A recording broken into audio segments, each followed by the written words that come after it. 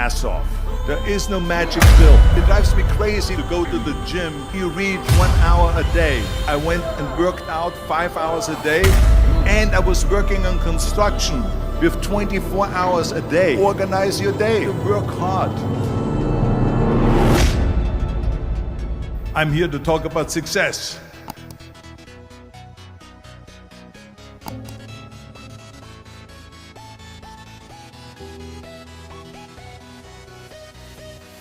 I went to college. I went and worked out 5 hours a day, and I was working on construction. Because in those days in bodybuilding there was no money. I didn't have the money for food supplements or anything. So I had to go to work. So I worked on construction. I went to college, I worked out in the gym, and at night from 8 o'clock at night to 12 midnight, I went to acting class 4 times a week. So I did all of that. There was not one single minute that I wasted. And this is why I'm standing here today. At the age of 20, I went to London and I won the Mr. Universe contest as the youngest Mr. Universe ever. And it was because I had a goal. You see, if you don't have a vision of where you go, and if you don't have a goal where you go, you drift around and you never end up anywhere. 74% hate their job in America. The majority of people don't like what they're doing because they're really not doing it because they didn't have a goal and they followed this goal. They just aimlessly drift around, and then all of a sudden there's a job opening, so they get their job because you have to work. But then when you work, it's a chore. It's work. It's not fun. So if you think about, only a quarter of the people really enjoy what they're doing in life. So people always ask me, when they saw me in the gym in the pumping iron days, they say, why is it that you're working out so hard? 5 hours a day, 6 hours a day, and you have always a smile on your face. The others are working out just as hard as you do, and they look sour in the face. Why is that? And I told people all the time, I said, because to me, I'm shooting for a goal. In front of me is the Mr. Universe title. So every rep that I do gets me closer to accomplishing that goal, to make this goal, this vision, turn into reality. Every single set that I do, every repetition, every weight that I lift will get me a step closer to turn this goal into reality. So I couldn't wait to do another 500-pound squat. I couldn't wait to do another 500-pound bench press. I couldn't wait to do another 2,000 reps of sit-ups. I couldn't wait for the next exercise. So let me tell you something, visualizing your goal and going after it makes it fun. You've got to have a purpose no matter what you do in life. You've got to have a purpose. Muhammad Ali worked his butt off, and I saw it firsthand. And I remember that there was a sports writer that was there in the gym when he was working out and he was doing sit-ups. And they asked him, how many sit-ups do you do? And he said, I don't start counting until it hurts. Now think about that. He doesn't start counting his sit-ups until he feels pain. That's when he starts counting. That is working hard. And so you can't get around the hard work. It doesn't matter who it is. Work your ass off. There is no magic pill. There is no magic out there. You cannot get around. You have to work and work and work. Make sure of this and make sure of that and all that stuff. So it's work.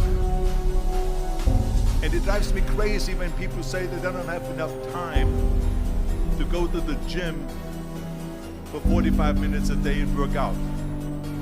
Or to do something for 45 minutes to an hour a day to improve. If it is physically improved or if it is mentally to improve.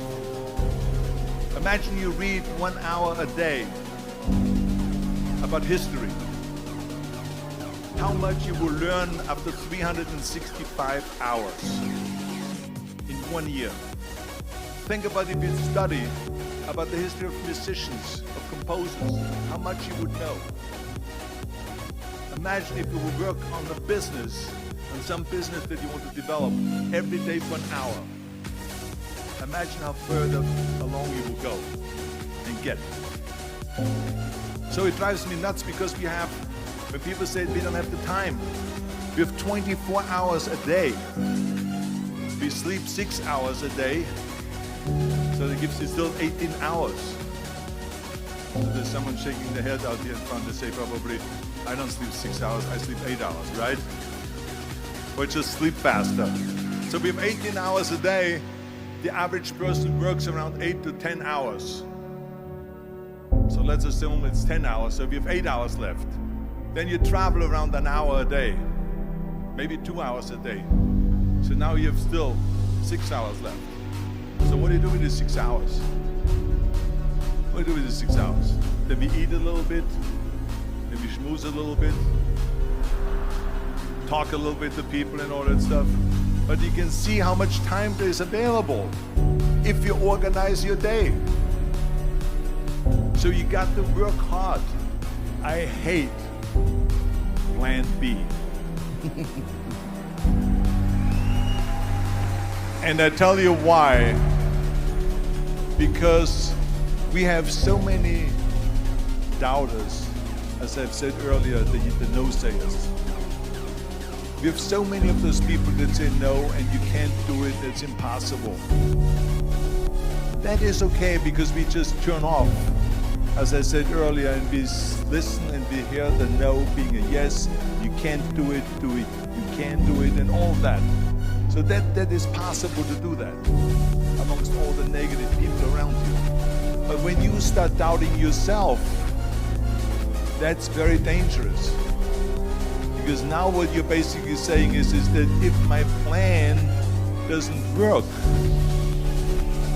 I have a fallback plan, I have a plan B.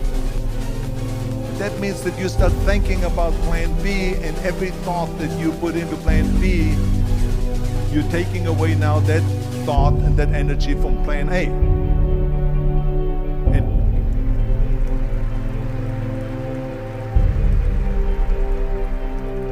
And it's very important to understand that we function better if there is no safety net, because plan B becomes a safety net. It says that if I fail, then I fall and I get picked up and I have something else there that will protect me.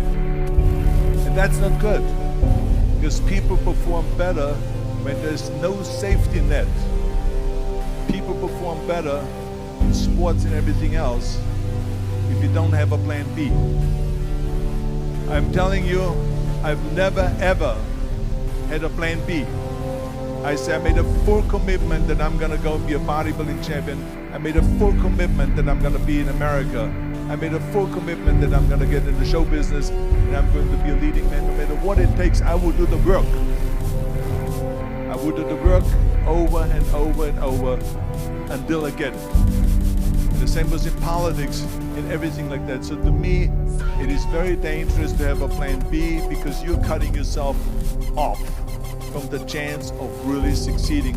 And the reason, one of the main reasons why people want to have a plan B is because they are worried about failing.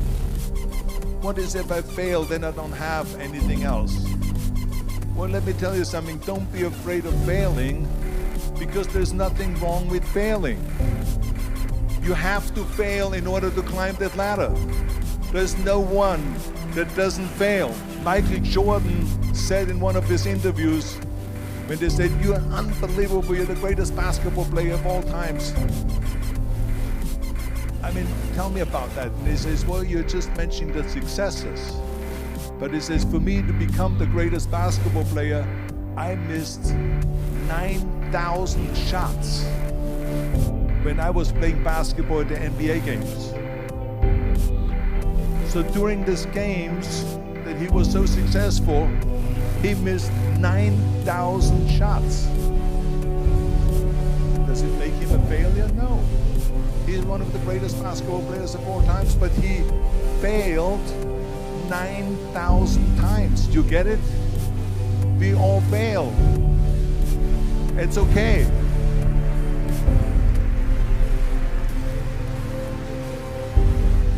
What is not okay is that when you fail, you stay down.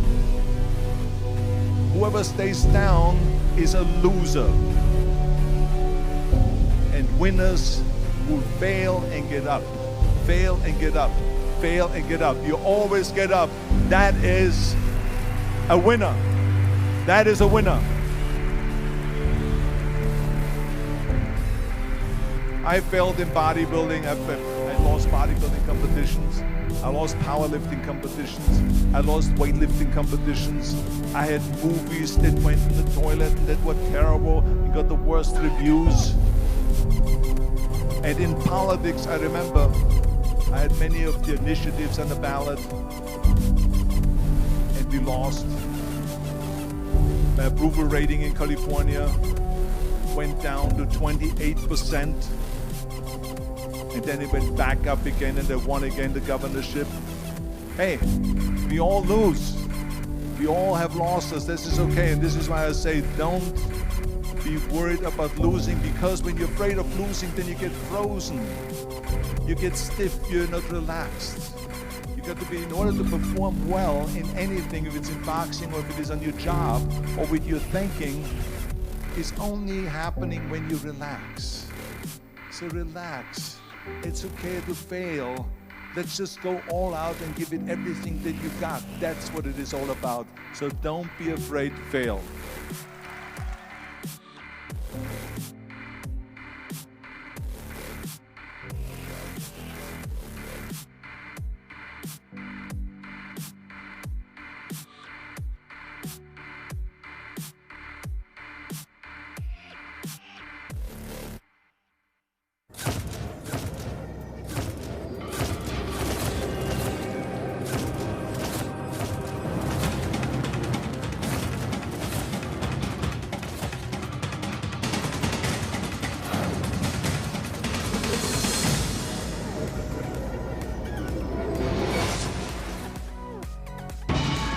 April 2002. Arnold Schwarzenegger begins filming T3 Rise of the Machines, the latest installment of Terminator, one of the most successful film franchises of all time. At 55, Arnold is one of the highest paid stars in Hollywood, but his influence on the movies goes beyond the numbers. He certainly changed the face of the action hero. Each generation comes along and adds a little more to it. Smith, Wesson, and me. Nowadays, people are expecting their heroes to be bigger than life. But Arnold's also brought bigger than life to real life. We're gonna go and pump it up. Let's do some push-ups. Watch the governor doing push-ups here. Very good. You're doing very well. His place is secure as being the father of the new wave of pumpology. His face has appeared on thousands of magazines published in hundreds of languages worldwide. By sheer force of personality, he brought muscles into the mainstream. He kind of made it almost glamorous in a sense. And what's interesting is the culture then changed. And Arnold was the icon. He was the guy who went first.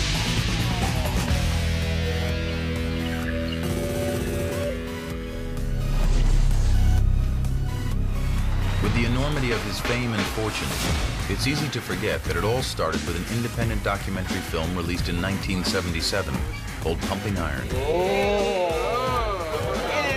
The film introduced the world to a character every bit as amazing as the Terminator or Conan would turn out to be. That character was Arnold Schwarzenegger himself.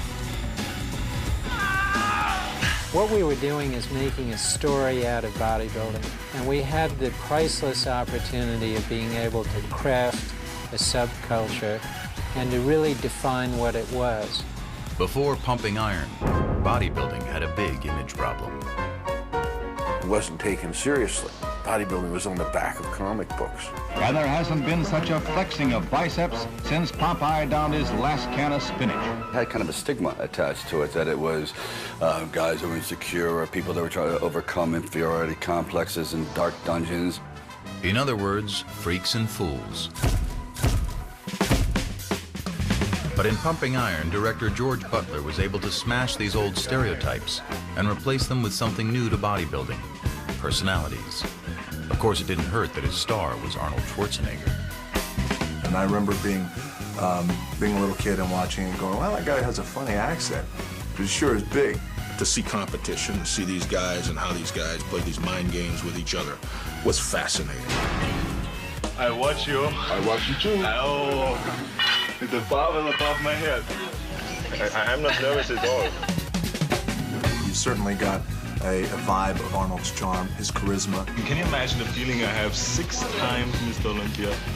Before that, I think that if you had a muscular body, it was that's all you were about, is the muscle, the muscle, the muscle. But after Pumping Iron, you could have character, you could have charisma, you could be funny.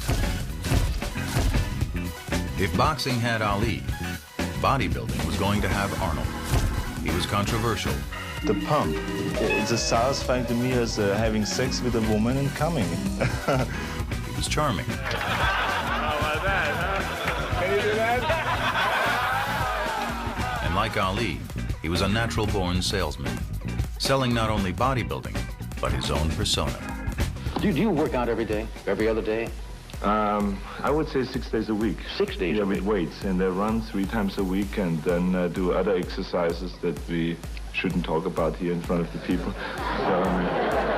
sly dog. I do everything. But Pumping Iron did more than legitimize bodybuilding. It was at the leading edge of the fitness revolution. By the late 70s and early 80s, Americans, inspired at least in part by the muscularity they saw in Pumping Iron, were joining the bodybuilders at the gym. It became a social circuit for the first time. It became a great place to meet people at the gym. The last place in the world you would ever expect to meet your future missus is at the gym. Never happened, but it did. The guys are going, oh, yeah, I'll hang around here. This isn't bad. I'll get in shape just so I can hang out here. But as America was heading into the weight room, Arnold was heading out. Propelled by a wacky idea, he thought he could parlay his bodybuilding into Hollywood stardom. I like acting very much, so maybe I can have a new career there, who knows? It was a long shot. The bulging physique that had served him so well in competition had nothing to do with the traditional Hollywood handsome. This is something else that I wanted, because I said, look, he's not going to be, wearing briefs and flexing on The Tonight Show. And he said, I'm not asking him to do that. But the fact is that he is known for the fact that he's got the body that he's got. In the old days, the audience knew the hero was big and strong because the script said so. That's the man I'm after. I remember when I first started acting in the early 50s, not many actors worked out at all. They did it in a certain way, the way they walked, the way they jumped on a horse, and all those kind of things. They showed how studly they were. During the 50s and 60s, you could get away with murder. You say, okay, Superman had the muscle sewn on.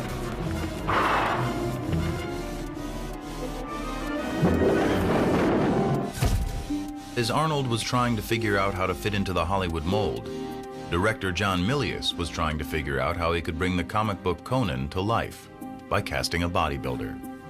For Arnold, the timing couldn't have been better. If we didn't have Arnold, we'd have to build him. Suddenly, Arnold found himself the star of a big-budget Hollywood movie. But now, the muscles weren't enough.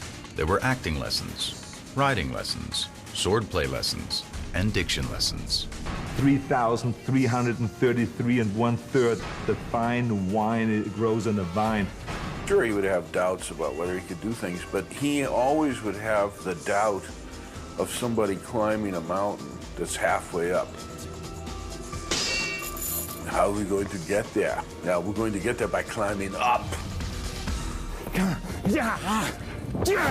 Conan the Barbarian was a smash hit and put Hollywood on notice. Though you didn't have to be built like a bodybuilding champion, it was definitely time to get in shape.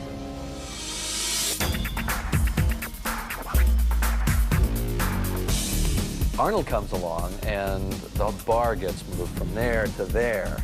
We, the movie makers, just try to find clothes, a costume to put on this extraordinary elemental creature, this giant. I'll be back. I mean, it really kind of set a standard that said if you're going to try to come off as something on the screen, you know, you gotta have the goods, and it's not all about your stunt double. Shirts came off, and there it was. There was no hiding. There was no like holding the stomach in. It's body. In the 80s, the studios produced a string of action movies all starring muscular heroes. Audiences, weary of the sensitive 70s, ate them up. We were like the new action heroes of that era. All of us had one thing in common. We showed the physical development. We love cheering that because we can appreciate, we in our hearts know what it takes to get that. Man wanted to go to see a movie that had tremendous action, where they could sit back and say, wow, yes, he takes care of the job, and kind of live through you in a way. I think they were movies that celebrated men. I know it certainly inspired me, because here's a guy who's kicking ass and taking names. But the Predator, especially, you know, stepped to the plate and said, just bring it. And it was great, you know, especially at the end, you know, come on, kill me, I'm right here. Kill me, do it. Come on, kill me, I'm here. That's fantastic.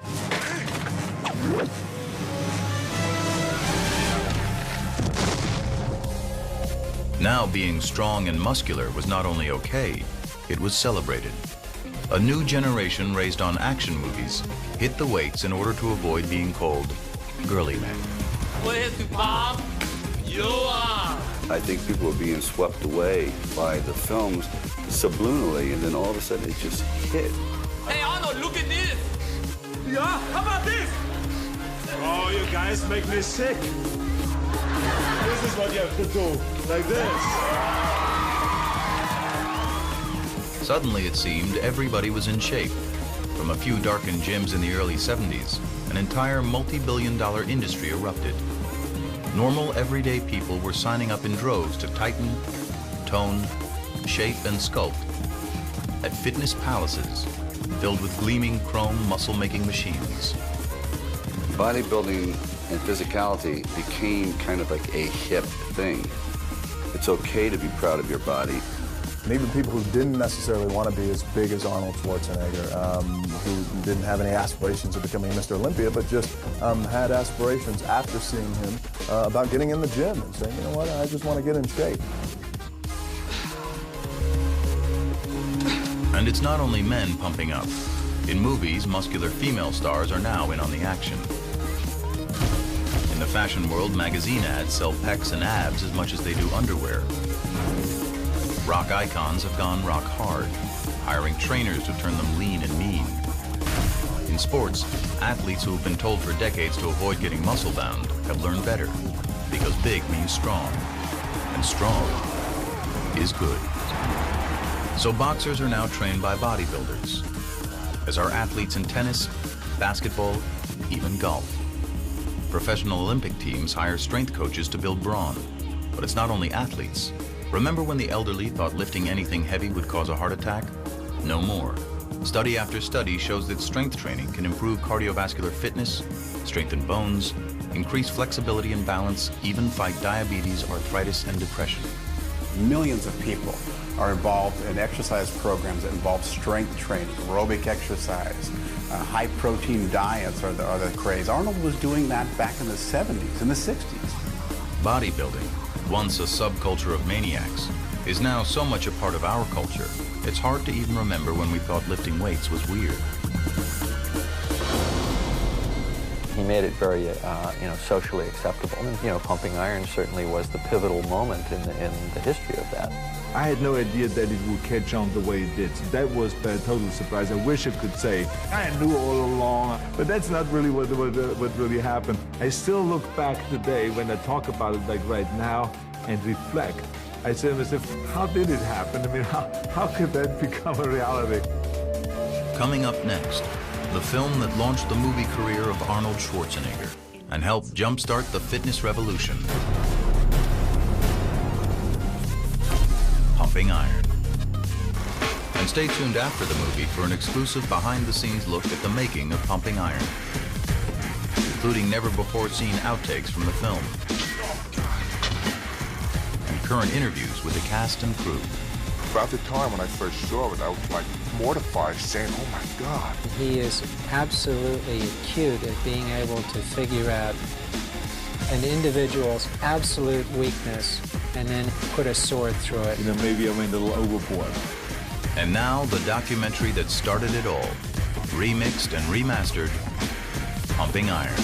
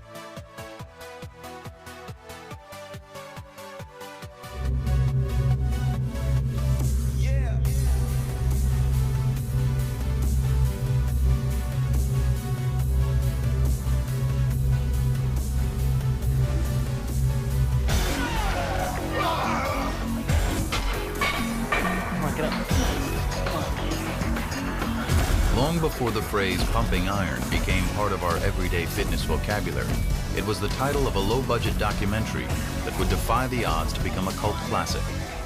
On the 25th anniversary of that film, Cinemax presents the story behind the making of Pumping Iron, the film that introduced the world to a charismatic 28-year-old bodybuilding champion known as Arnold. With never-before-seen outtakes from the film, the only thing that's left is Arnold's bullshit. as well as candid comments from the cast and crew 25 years after the film was released. About the time when I first saw it, I was like mortified, saying, "Oh my God." I went overboard many times. We were really struggling to get the movie made, and people were laughing at us. Cinemax presents a tale of sweat, muscle, ego, and glory in the golden age of bodybuilding. Raw Iron, the making of Pumping Iron.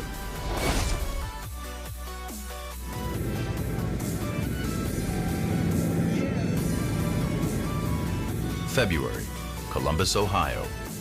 Arnold Schwarzenegger is in town for the Arnold Classic, the annual bodybuilding competition he's produced since 1976. Along with Mr. Olympia, it's the premier contest in the sport.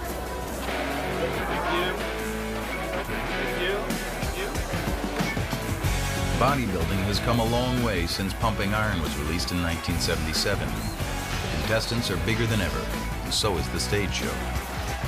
The Arnold Classic is an extravaganza to rival any big-ticket rock concert. And bodybuilding's become big-ticket too. These days, more than 175,000 bodybuilders compete in 169 countries. Today, Schwarzenegger is here to hand out more than $400,000 in prizes. But he's also here to see some old friends who have gathered backstage. Many of the original bodybuilders from the Pumping Iron era.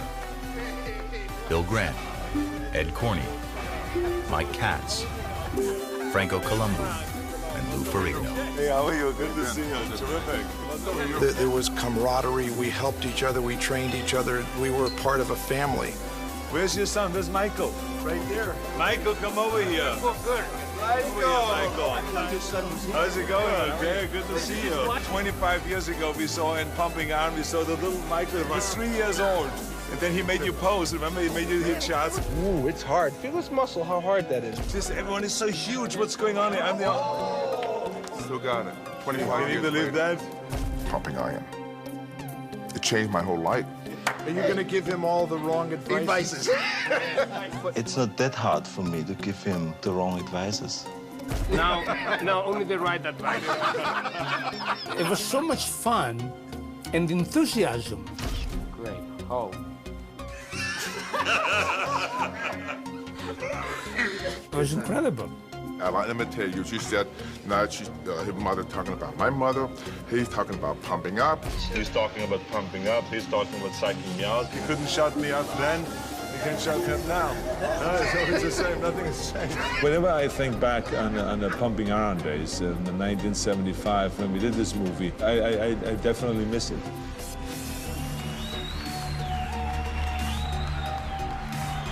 Back before Pumping Iron, he was known as the Austrian Oak, but he was unknown outside the marginal and misunderstood sport called competitive bodybuilding. It was a tiny little world, and 300 people would come to the contest that night. They would go crazy over Arnold Schwarzenegger, so he was king of 300 people. It's just that Arnold hadn't burst out of that world yet. Photographer George Butler and writer Charles Gaines were fascinated with the bodybuilding subculture and collaborated on a book they called Pumping Iron, which featured the young Austrian bodybuilder. Butler wanted to turn it into a film, but Arnold wanted to retire. Since moving to America in 1968, he'd won the sport's top prize, Mr. Olympia, an unprecedented 5 times, and he'd had enough. George Butler came to me and says, I have a great idea. We should do a movie, but it only will work if you're in it. And if you retire now, you can't be in it. That doesn't work. Butler knew the weird and wacky world of bodybuilding had all the makings of a fascinating movie, but how to get investors aboard, it would be a tough sell.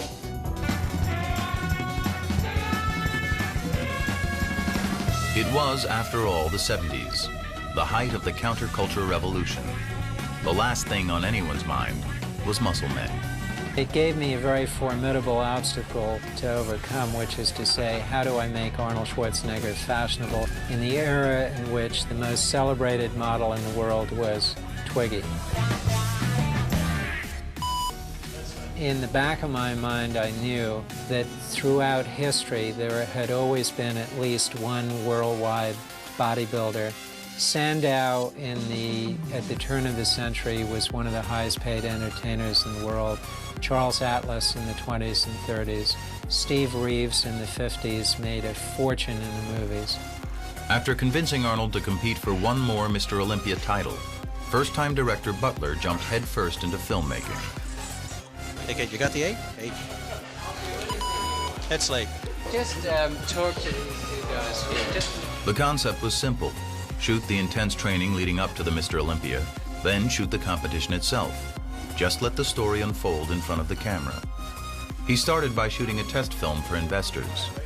In this never-before-seen footage, the first frames ever shot for Pumping Iron, Arnold pumps up backstage for a posing exhibition.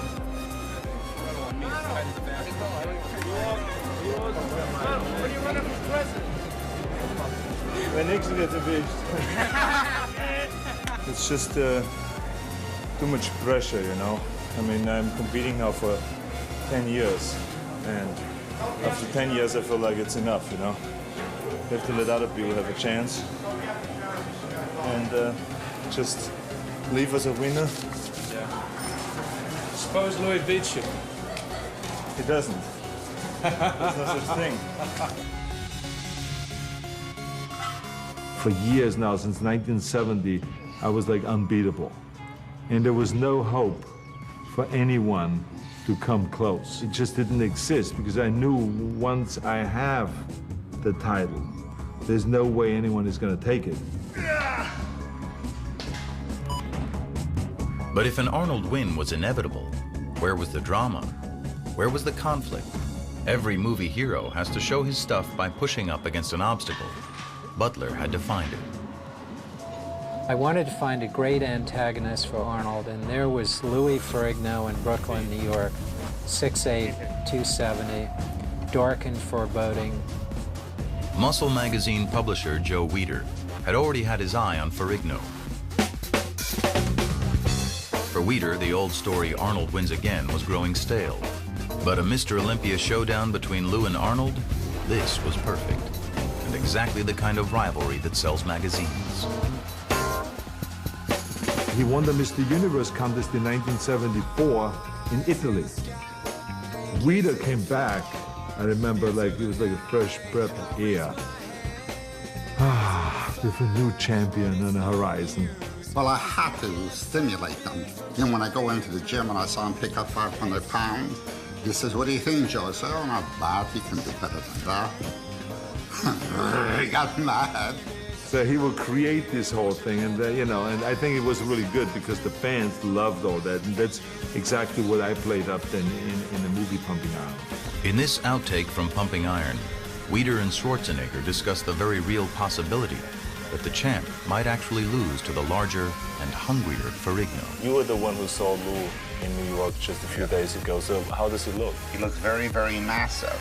Well, he was my idol, part of me getting into bodybuilding. Of course, when you have an idol like Arnold, you want to beat your idol to be the best. Wait till they see these dogs in Africa.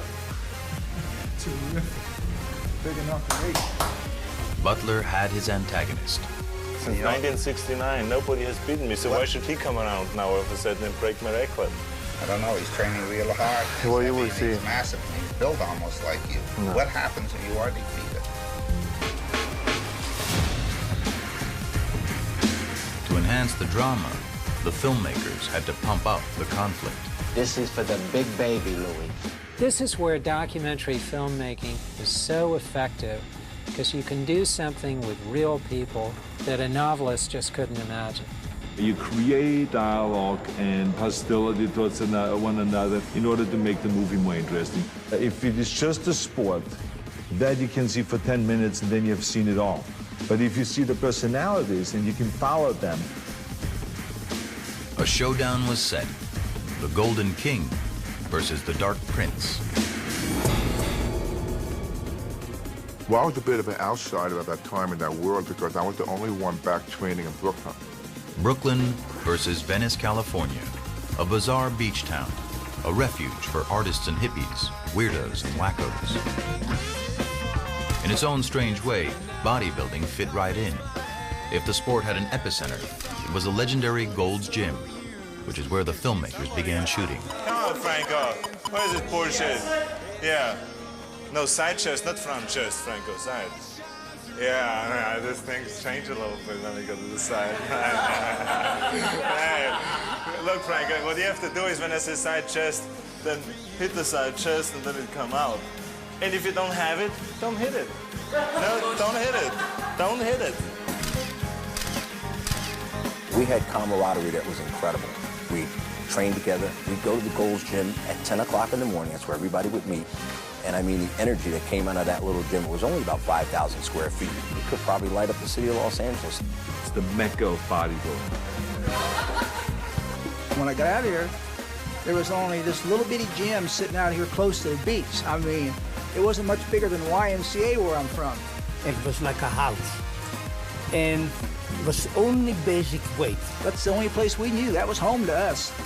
The public at that point didn't accept what we were doing. They didn't understand what we were doing. That was one of the joys of doing Pumping Iron, that people could really see that we just weren't big, huge people with muscles. We were all kind of tied together like this. We worked out together, we ate together, we were partying together.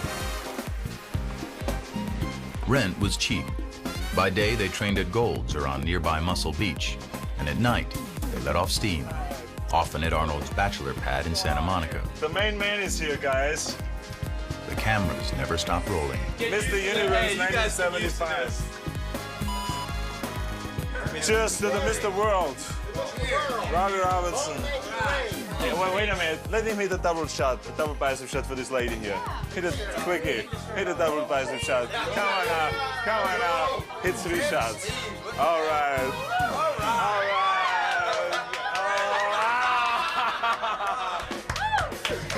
Okay, where's the champagne? Okay, the era from like 1970 to 1980 was probably the most fun I ever had in my life. So we had this unformed subject, and everyone was very eager to make something out of it. These fellows that did the film, Butler and Gaines, they had become part of our family. We trusted them. Day after day, shooting scene after scene, Butler and co-director Robert Fiore were looking for their movie, material that would make the cut. They found that even watching this huge crowd order their huge lunch turned into an event.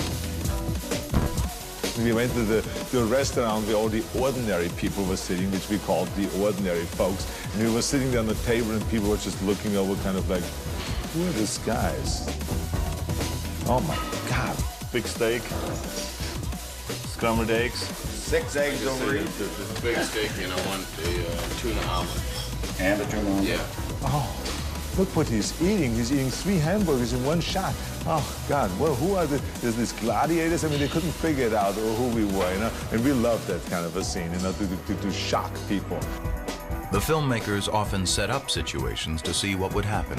So a lot of different chances were tried. They turned Schwarzenegger and Mike Katz loose in an amusement park. Hey, they made a statue of Mike. That is a good one, Mike.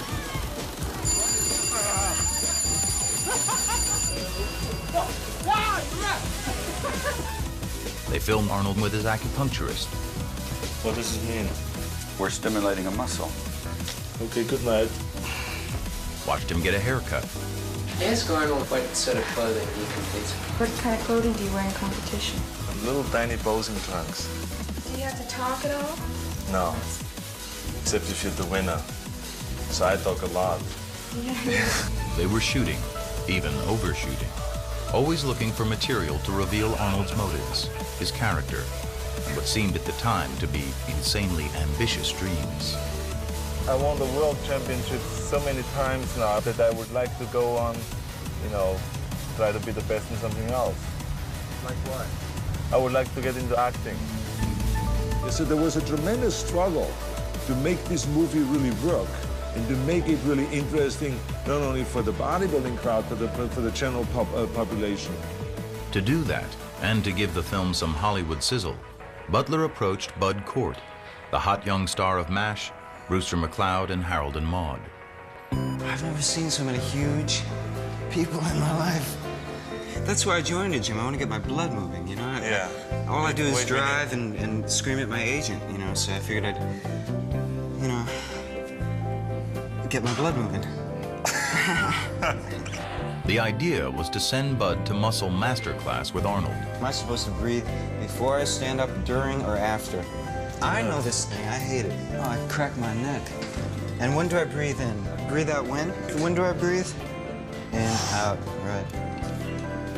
He was very funny, and he happened to love bodybuilding. Just start thinking about that it's a beautiful exercise and that it makes your legs grow. And Yeah, maybe I you do all that psychological shit, but it doesn't work with me. I get pain in my leg. But after screening all his footage, Bud felt his scenes were too distracting from the main storyline. I think this whole thing is fuck. I think so too. Bud pulled out, asking the filmmakers to put the rest of his salary back into the project so they could finish. And I always teased him. I said, one day I'm going to take all of this footage that we shot and put it back into the movie. Now finally people are going to see it. Let me show you another exercise. We did a scene up what we call the Muscle Rock, where we went up in the Malibu Canyons and up to the top of the mountain there where they had the best kind of lighting for taking photographs. So we brought the whole camera team up there. In this outtake, Arnold and his buddies work on posing routines for the upcoming contest in South Africa.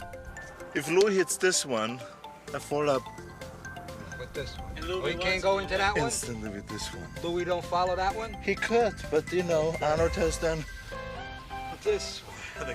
You know what I mean? Okay. Almost nothing made it into the movies, but it was really a fantastic, I think, sequence. Just to show again that we were all friends. Good. Not bad. Nobody will look at the legs. And the reason why it didn't really work was because when we edited the movie, we wanted to show some kind of a competition. The movie was Arnold, and it was critical to get to the heart of it. And the heart of it was the competition for the heavyweight crown and the conflict with Lou Ferrigno. You're gonna wipe him out! And if he's in shape, fine. I hope he is. The filmmakers moved on to New York. contrast to the fun and games of Gold's Gym, the Brooklyn setting was a dungeon. We filmed Louis in a dark sort of underground gym in Brooklyn, and then we'd immediately cut to Arnold Schwarzenegger. There were skylights overhead. Venice Beach was right outside the gym, palm trees swinging to and fro. And in contrast to the sunny optimism of Arnold and his friends, Lou was as serious as a heart attack. Come on! Here I am in New York wearing sweat clothes. I got everybody around me in the gym that 1/3 of my size, people not looking like bodybuilders. You could see this one scene, I'm walking in, and one guy doing a dumbbell curl. Yeah, we got 10 right here. And it's hard to stay motivated. The only way I can motivate myself is just keep screaming Arnold's name in the gym and just keep pumping that heavy iron. Arnold! Arnold! I was saying Arnold, Arnold. I really wanted to beat Arnold Schwarzenegger. Hey! That's it. In Ferrigno, Butler found not just an antagonist, but a character rich with vulnerabilities. Partially deaf and overshadowed by a domineering father, Lou had everything to lose. What Butler invented was Matty Ferrigno's actual involvement in his son's bodybuilding career. Push it, man! Come on, come on! See, my father never really was really involved in bodybuilding, and they asked him to be in the film. They thought it would be good to have father and son.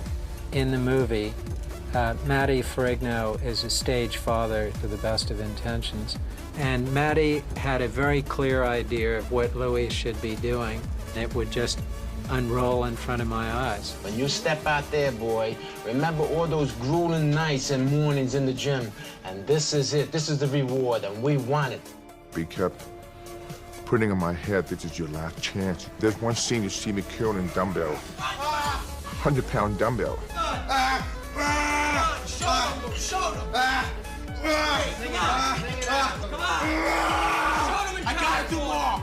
Afterwards, my father goes, boy, what a workout. Oh, boy, what a workout. That's nice. Because he was holding one of the dumbbells. He's the one who's tired. You remind him what you're gonna show them.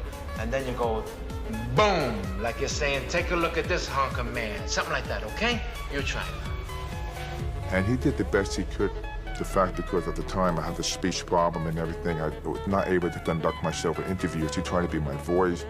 The unfolding relationship between father and son added an unexpected layer of tension and emotional richness to the film. As Matty demonized Arnold, he wore his son down. There's only one thing in mind, and that's to beat that German. We gotta beat Arnold. He's been up there too long. You waited 9 years for this shot, right? Be careful, he's gonna try every trick. If he sees you look a little better, he's gonna try and do something. He's gonna try to make you look bad out there. Watch every move he makes. Try not to engage in conversation with him. And most of the time I really wanted to say, let me speak for myself. Let me be who I am, please. You know, this is not how I want to conduct myself. This is not how I want to be in the film. Look out. That's right. That's it. No. Down here, Louis. I was not really me. I was beaten down.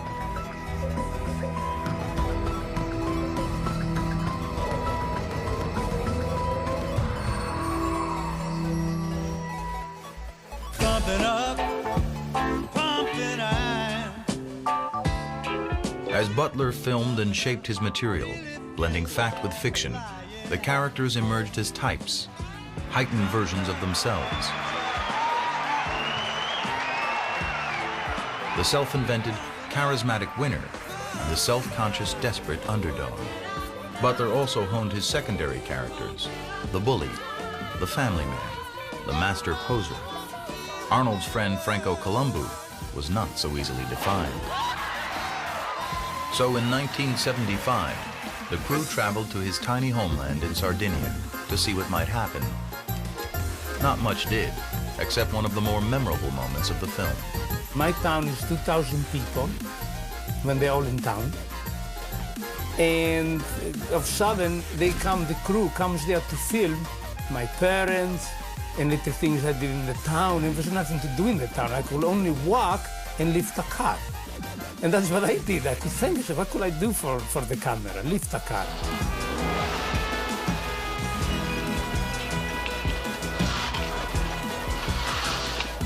My father was watching. Say, that's my son, he lifts cars, you know? Another memorable moment was the infamous T-shirt incident, when Ken Waller, in an attempt to fluster his opponent Mike Katz, hides his T-shirt. You see a blue T-shirt around? In reality, the filmmakers made it more than it was. The thing about my part of it, like, they have to have a good guy and a bad guy to make something to the movie. Hey, you know what I'm gonna do when I get to Africa? I'm gonna take Katz's shirt, I'm gonna hide it. I hid the T-shirt, yeah. We knew that Waller had taken Katz's T-shirt, and we did follow that up. You know, back then, that sort of was my nature in a way, but it was all in joking. I considered Mike a friend. Friend of yours, you really don't want to hurt their feelings. At that time, I didn't ever think it was going to come out and be a big deal on a movie screen. So you learn later. I would go to contests after that, and I'd get booed because of what was said in that movie. And then there was Schwarzenegger himself. While already supremely confident, he made it a point to pump up his persona while the cameras were rolling. I played the kind of Germanic machine that comes over from over there, like a machine, nothing will stop him. I have to cut my emotions off and be kind of cold. No emotions, no feelings. I want to be the best, and I'm perfectly willing to go through anything to be the best. Anything to psych out his opponents, trying to chip away at their confidence, laughing all the while. I'm not nervous at all. I tried anything and everything to sometimes look like, this evil guy. Franco is pretty smart, but Franco is a child. For me, it was like, I don't care. It was like, it doesn't matter what it says. When I'm on stage, I'm going to show that I'm the best. And I'm still convinced that I was at least as good as Arnold on the stage that night of the Olympia, or maybe a little bit better. It doesn't matter if he wins or I win. To be honest with you, he was cocky. To be perfect. It's one of the hardest things to be, you know? He had a right to be. Of course you were competitive. Of course, when it came down to the pose-off, and when it came down to who brings the best body in on the day of the competition, yeah, I was the most competitive. But now, since I'm wiser and older, I've thought about many times if, like, maybe I went a little overboard. But, that's the way I did it then. That was my thinking process then, and, you can't go back and change it. But sometimes I regret it. In an attempt to soften the edges around Arnold Schwarzenegger, Charles Gaines, the author of the Pumping Iron book, came around to draw Arnold out, get him to warm up emotionally, reveal vulnerability. It didn't work, and it never made the cut. Scared? Do you ever get scared? Sure, I get scared. Of what? What scares you? The unknown. He felt like he couldn't get through to me because here I was this kind of one-dimensional guy that was just like made of steel. Of course they want you to be wide open. They want to be able to do that you are soft, that you're able to cry, because it puts them in the same boat and they say, well, he's just one of us. Now, you know what I think you're doing now? I think you're bullshitting now. No. I do. I think you're... What he really didn't realize was not that I was not vulnerable, but that I lived in denial. My whole life. It's always like, whenever I felt pain or anything like this, it was like I forgot about it. I dismiss it. For some reason, maybe it has to do with competition, you just clamp down that capacity on yourself. You carry it too far, what it winds up doing is just cutting you off from the possibility of having a really fundamental reciprocal human relationship with somebody else. So what? You don't care about that? No. And especially since I knew in bodybuilding and in competition, you have to kind of bury things temporarily. The way I dealt with it always is that right now I put it aside and then I deal with it later on, whenever that is, Always on the front burner, though, was Arnold's ambition, which was on display in another sequence cut from the film. It's Arnold visiting with his idol, retired bodybuilding champ, Reg Park. Arnold was patterning his career after Park, who'd gone on to star in Hercules movies in the 60s. I think what perhaps happened to me about 15, 20 years ago is happening to you right now. I know, it's this incredible thing. The parallel is unbelievable. Yeah, it's like a repetition, yeah. That's what it is. Yeah. And I think that's why I looked up to you so much right from the beginning. He was a kid wanting to emulate what I'd done, so it was a great compliment to me, and I took it in that sense. Yeah, I remember in particular this one dream because I felt like I was dreaming for 8 hours, I mean the whole night. And it was just, it was like, you know, me being a king and standing on top of a mountain, and there was no room left for anybody else up there, okay, just for me. I mean, the whole thing was so much like, you know, a victory dream. The time had come. The Pumping Iron team had shot every scene they could to set up their characters at home. Now it was time to go where they were always headed, halfway around the world to the Mr. Olympia and Mr. Universe contest in Pretoria, South Africa. There'd be no more manipulated outcomes, no setting up scenes. The film crew would now be observers, not participants anymore. The competition was the real thing, and everyone would be playing to win. It was tremendous adventure in those days. You want to go to Africa to make a movie about Arnold Schwarzenegger competing in the first multiracial contest in South Africa, then let's go to South Africa and do it. I mean, we were doing this by the seat of our pants. A revolution in technology, much like today's digital camera revolution, allowed the crew to shoot with more mobile, handheld 16mm film cameras. With unprecedented access to the bodybuilders, the filmmakers set out to uncover the drama that was taking place behind the scenes. I think that the wonderful part about the film is that we didn't really feel, because of our comfort and trust in the people that did the film, that the cameras were even rolling. So I think you got that real honest, down-to-earth kind of emotions and feelings. Roger Walker, Australia. There's a moment in the film in which you can almost see me on stage taking the shoulders of Joan Churchill, the camera woman, and just turning the camera like this onto Mike Katz at the moment he lost. And then we just followed him downstairs. You know, as I look back on that, and I've seen it many times, I think most of us, many of us, will draw into ourselves and into our families in times of need. And I think ultimately, I just went back and wanted to know how my son was doing. Here's a head slate. We're going in to see Katz. And I could, you know, usually I could say, look what I got, Michael, you know, and I put it around his neck, or I give him the trophy for his room. And now I'm away from him for 10 days. And I come home with nothing. You know, I'll tell you, no matter what happens to me in the sport, I always got them. And that's something great to come home to. It was a way that I could try to gather myself together with such a disappointment. It was at that point, it was a very, very big disappointment in my life. So I kind of gathered my strength from my family, yeah. When the Mr. Universe part of the competition was over, Waller had won. Next up, the main event, Mr. Olympia, with Arnold, Lou, and Franco all in the running. The film crews got into position. I was aware that there was going to be a marvelous confrontation between Arnold and Louis in the pump-up room. It was setting up the most wonderful opportunity for Arnold to do everything that he is capable of doing. The psyching part of bodybuilding, which is quite famous because of that scene and some others, is something that Arnold really does. I love it, Louis. You just keep me entertained in the serious moments. The room we were in was only probably about 20 feet by 20 feet. I mean, it was this very small room. And you talk about a lot of tension, a lot of heat. So you can't help being, you know, kind of on the edgy side. The only thing that's left is Arnold's bullshit. That's why I'm up here, Arnold. See?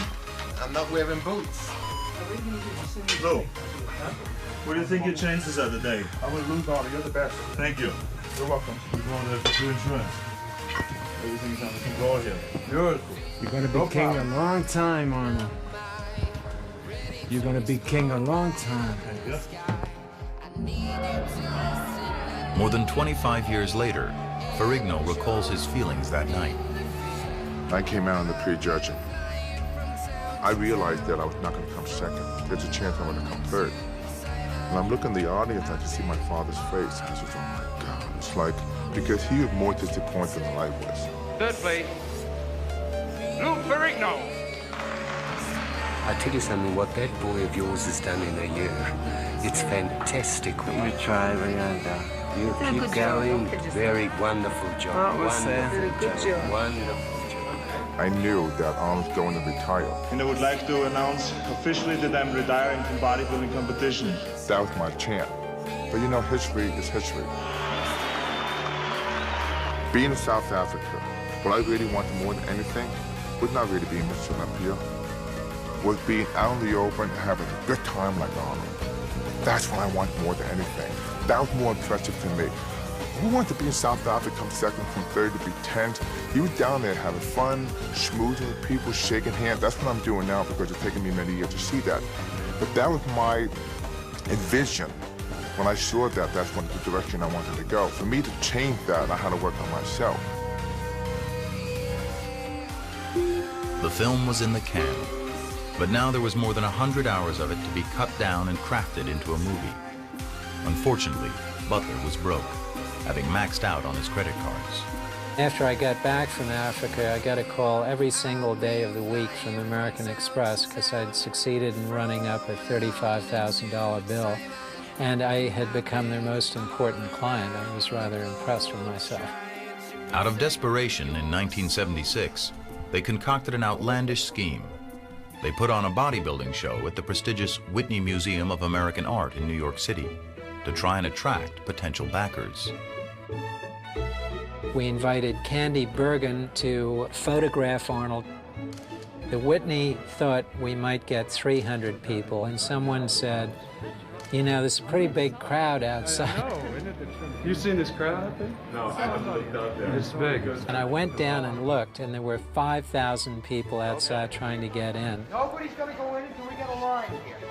Inside the museum, Arnold, Frank Zane, and Ed Corney were rotated on a turntable in front of the New York City art crowd. It was very sort of high-concept idea.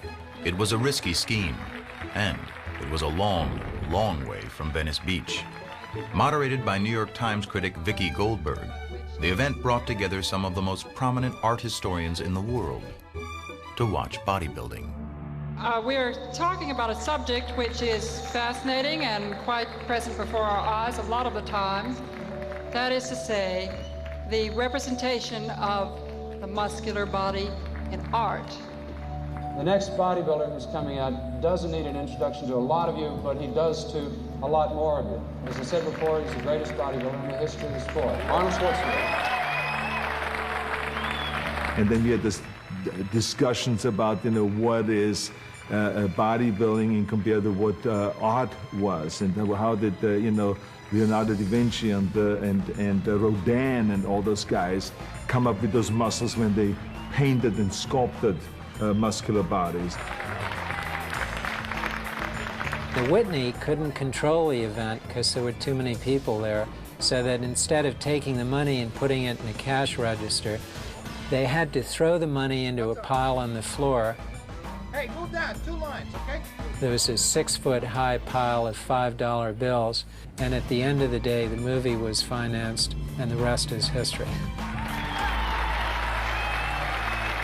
The Whitney Museum event proved to investors that the general public just might be interested in bodybuilding.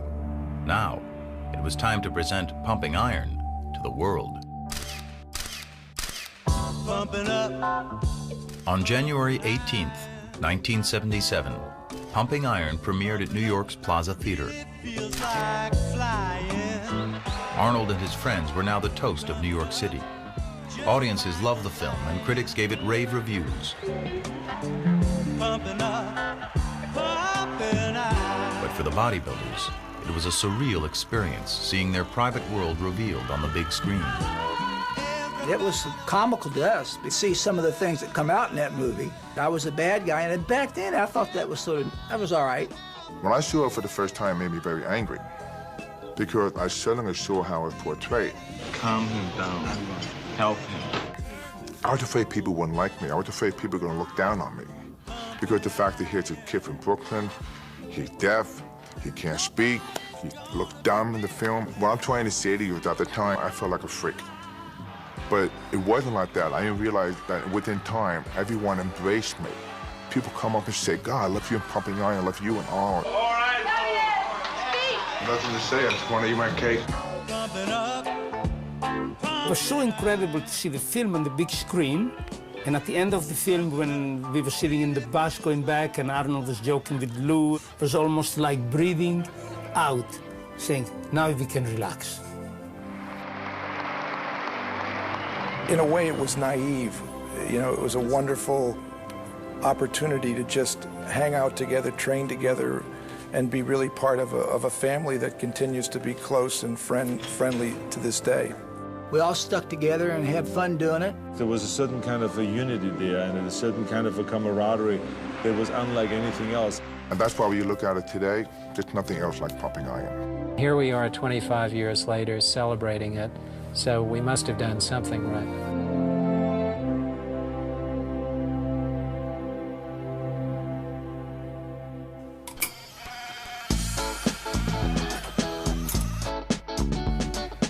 So how you feel today, Laurie? I feel better. Today, Dr. Franco Colombo is a practicing chiropractor in Los Angeles. Narrowing of cervical 6, 7, and 8. He also produces and stars in low-budget films that he shoots in Sardinia. To this day, he and Arnold are best friends. Mike Katz is a judge for the International Federation of Bodybuilding and owns several world gyms in Connecticut where he trains up-and-coming bodybuilders. His son, Mike Jr., and his wife recently had a baby. Mike Katz is a grandfather.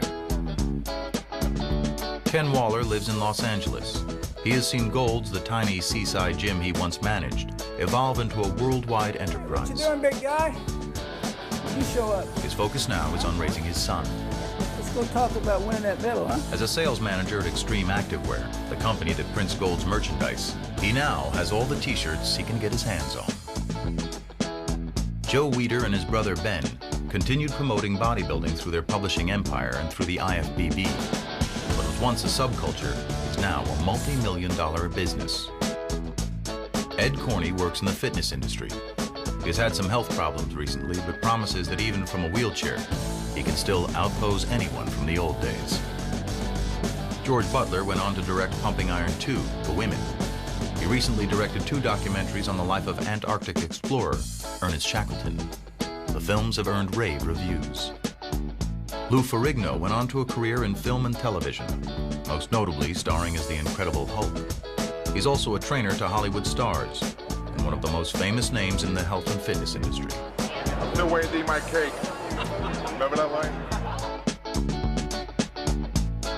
Matty Ferrigno retired to Florida and says he's very proud of his son. As for Arnold Schwarzenegger, he went on to make a few bucks in the movie business.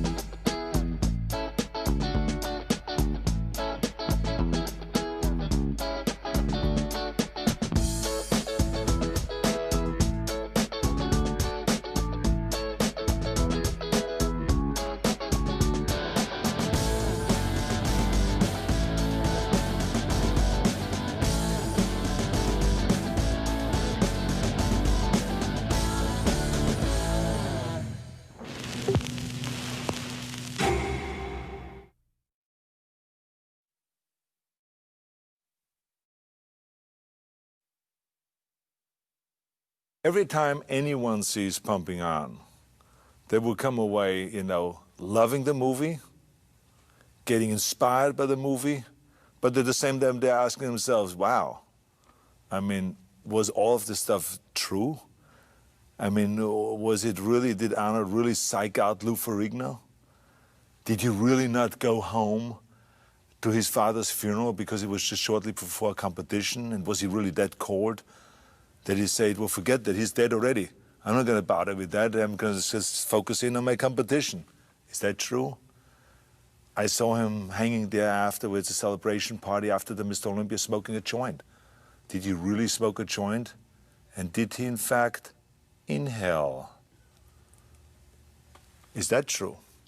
Was it true that they stole Mike Katz's T-shirt? Was really the psyching out that he was doing on Lou Ferrigno, was that true? So they're walking out with a lot of questions.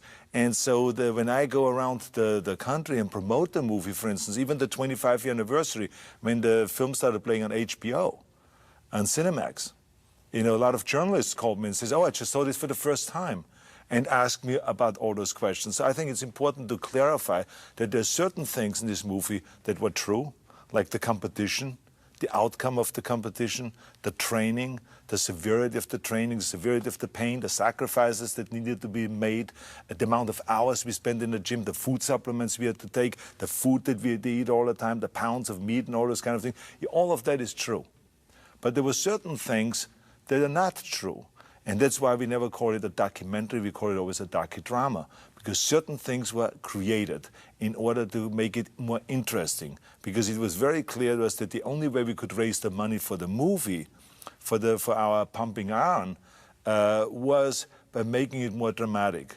All the investors always said, look, the training is terrific, what they are doing is terrific and all this, but how much can we look at this footage of them doing squats and chin-ups and sit-ups and all this? It's boring. Even though exciting to them, but it's boring to us to watch. So therefore, let's create some drama, some conflict. Let's create a villain. Let's create a hero. Let's create the guy that has the psychological power over people. Let's create the guys that fall for it and they wipe out because of it. Let's have guys putting tricks on each other in the gym when they're training, when they're 500 pounds on the back. What can they do to each other? Those are the kind of things I like to see. This is what the investors said. So we started creating those kind of moments as we went along. And we had 100 hours of footage that we created during the whole shooting of Pumping Iron, and then edited down to around 85 or 90 minutes. And so there we could take things in such a way that makes it then appear like I was psyching him out.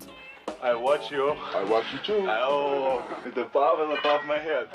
I adapted as time went on, and I saw that Lou Ferrigno could not be what was in the original intention, to make him the villain, the big guy that weighs 280 pounds, that trains secretly in a dark room in New York and works himself up to this machine, to this Hulk, and then comes to South Africa and beats the little Schwarzenegger, wipes him off the stage. That really didn't happen. They thought it would happen, or that it could happen.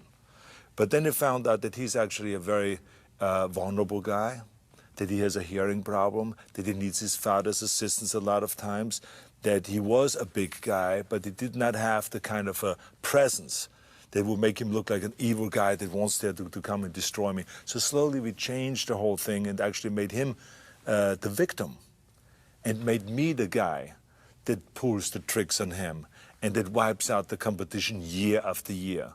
And the more I got into that, the more I started playing that machine.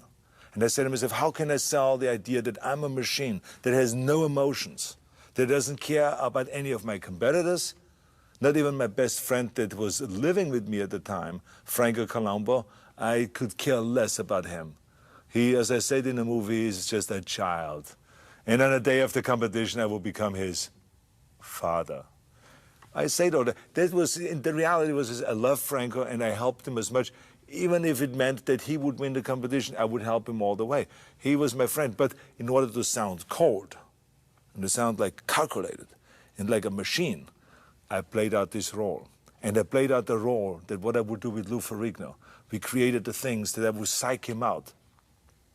I created a scene just before the prejudging where I sat down with his father, with his mother, and with Lou Ferrigno. We all sat down. And there I was to this whole big psych-out job, telling him that I already called my mother. And she congratulated me. I told her I won 6 times Mr. Olympia. I said, she congratulated me. I said, you see, because I'm going to win later on, no matter what. And the reality of it is that, you know, I loved Lou. And there was no reason to do a psych-out job on him, because I felt 100% that I'm going to win the competition, because he was just not there at this level yet of competing. He was not ready yet to win the competition, so therefore there was no reason to psych him out. But we wanted to play it that he's really dangerous. He could wipe me out. He's huge. He's gigantic. And I have to now not only use the body, but I have to use the psychology. And I have to psych the father out. I have to psych the mother out, I have to psych Lou Ferrigno out, and I do this whole thing. And so throughout the movie we established that that kind of a relationship. So there was another thing that we did in order to really make me be different than the other guys. If you want to be a champion, you cannot have any kind of an outside negative force coming in and affect you. So therefore I have to cut my emotions off and be kind of cold in a way. Then we wanted to sell the idea of how cold I am really and how I have no emotions. For instance, now I took a story that I actually heard in France. One bodybuilder one time told me, 4 years before, a story about how he never went home to his father's funeral before a competition. How his father died and he just ignored it. And he says, yeah, here to stay focused. So I stole that story. And I said, I have to say that story. People will be shocked. People will be writing about it when this movie comes out. And that's how you get, of course, headlines and all those kind of things. And people will write about the movie. That's how we sell the tickets. So I said to myself, that's what I have to say. So I explained that I have no emotions. If someone steals the car right out in front of my house, I would just laugh at it and buy myself a new car. You know, of course, afterwards I said it. I said to myself, I said, hey, if someone steals my car, I cry probably because this was my jewel. That was the reality. Then I continued on with the story. And I said, as a matter of fact, my father died 1 year, just before competition. And my mother called me and I said, are you going to come home to the funeral? And I said to her, why? He's dead already. So I acted really totally cold, and people, it really worked. People were shocked about this. Some of them were appalled by this. And so, of course, since then, I've been getting those questions. Is this true? Is this not true?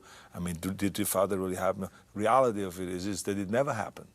My father never died before any competition. He died 3 months after a competition in 1972, and I saw him just shortly before he died. And we had a fantastic relationship. So there was none of that, of not having any emotions, not caring of my father dying. So that's the reality. So I think people, now it is important for people to know what is the reality. There is an opposite example is, for instance, with smoking the joint. I smoked the marijuana in the movie, an ant. And a lot of people ask me, did you really smoke a marijuana in this movie, or was it just fake? I said, no, I really smoked it. And I also inhaled, unlike some people claim. You didn't see a blue T-shirt around?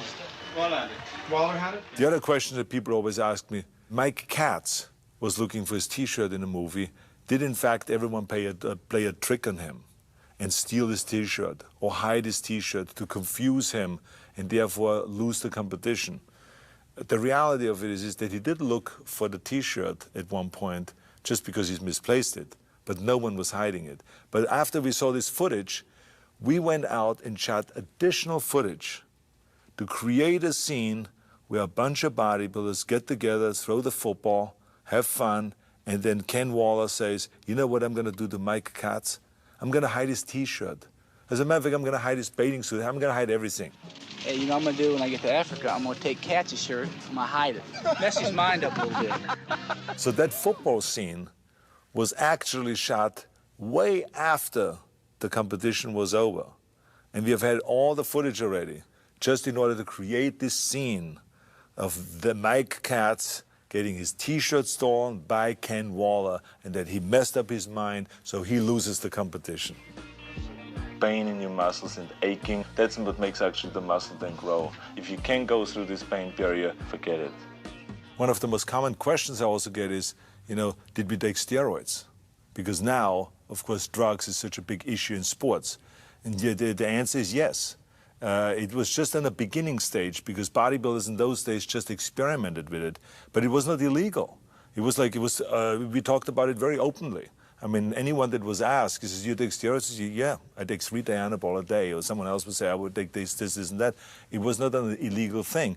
Now, after it became a big problem, then our federation said, okay, bodybuilders ought not to take steroids, and there will be testing done, surprise testing done. You could be called at any given time.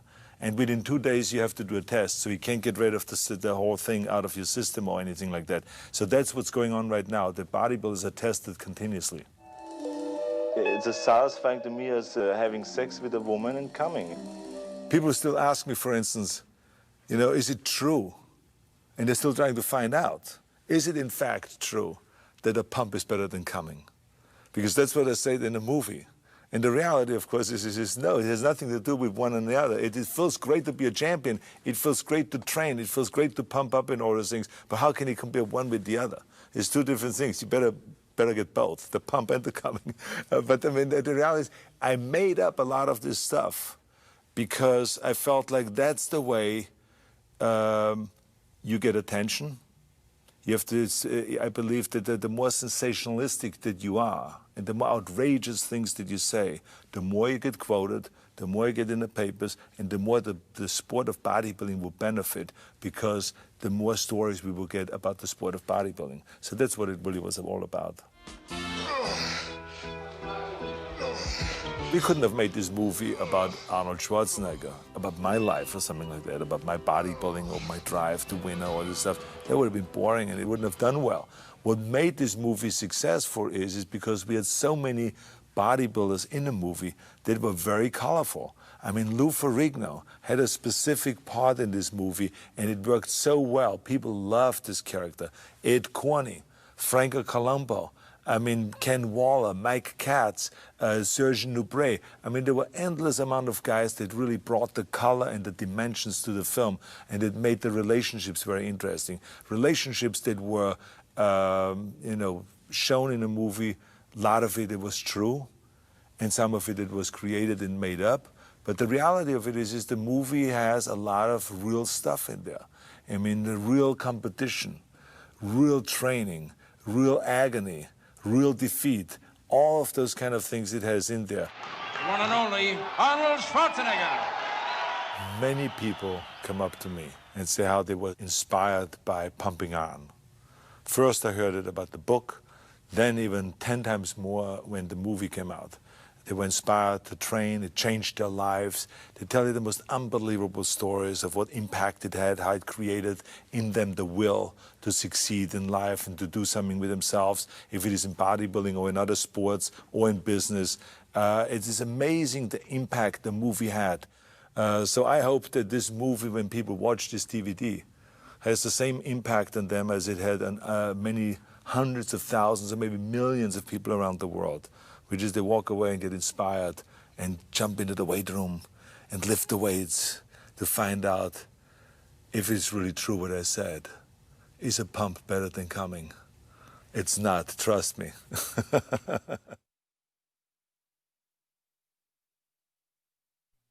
Cinemax Final Cut presents an exclusive interview with Arnold Schwarzenegger, star of the classic documentary Pumping Iron. I remember that George Butler came to me in 1974 and said, I want to do a documentary about bodybuilding. And I said, well, it's going to be without me because I'm retired. And then he said, well, I absolutely need you to stay in competition and to compete one more year in order for us to make this documentary. So I competed one more year. One and only Arnold Schwarzenegger. Well, I'm very happy that I did because the movie became, you know, a huge hit. Pumping Iron became a classic. Well, I feel somewhat emotional about this 25th anniversary of Pumping Iron. When I saw some of the old stuff, it brought back such great memories of what a great time we had in the 70s, training for the World Championships, the camaraderie that existed at that time.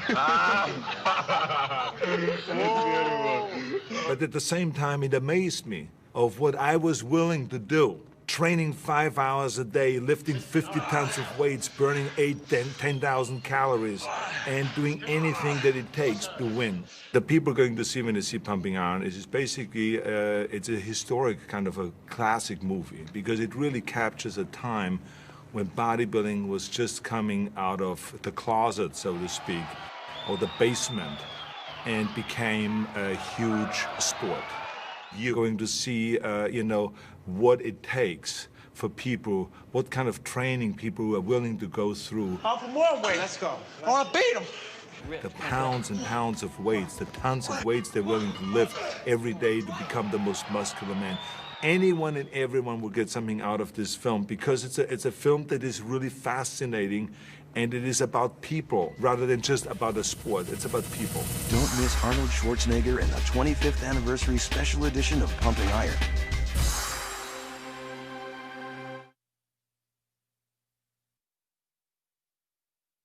Pumping Iron is back and celebrating its 25th anniversary.